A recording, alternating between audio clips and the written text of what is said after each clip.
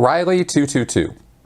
Given all that we know about Hubbard's teachings regarding LGBT on one hand, and given the fact that there are LGBT people in Scientology, or were, such as Steve Mango, my question is, how do they get treated in the day-to-day life? As public, staff, or Sea Org, considering that their sexuality is known in the church and excluding PR grounds? Do they nowadays get treated as Class B citizens?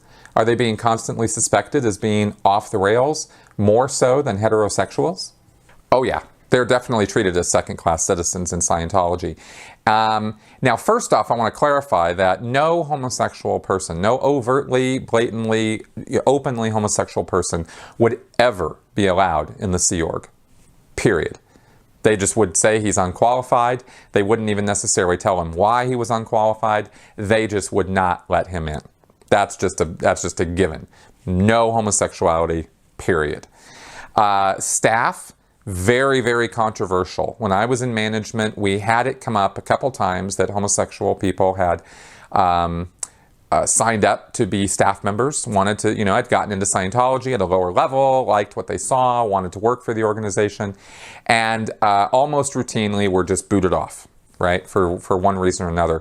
Generally, it comes under the policy, now that I'm thinking about it, there's a policy letter where Hubbard lists qualifications for being on staff.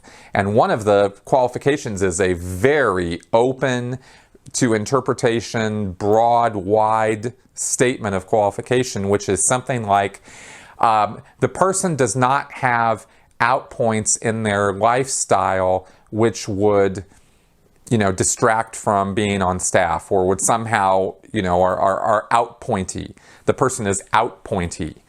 This is what they might say. And of course, Scientology is going to consider any LGBT behavior to be outpointy, right? They're going to think, oh, no, that's an outpoint. There's something wrong with that.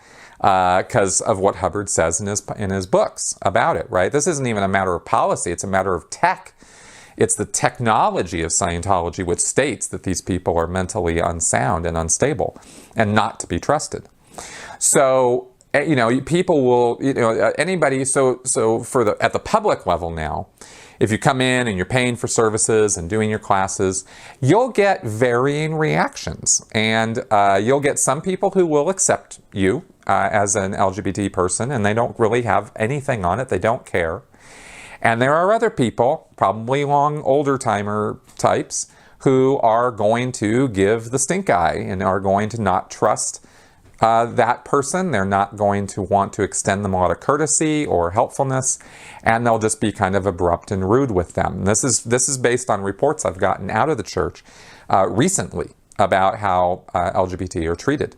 So that's what I can say about that. And it's, they're always going to want to change you. If you go into Scientology as an LGBT, Scientology is not going to be totally happy with you until they have changed you. And that really, bottom line, abuses or no, stink eye or no, that is a fundamental truth of Scientology. And that's, and so that's how that's going to roll out for you.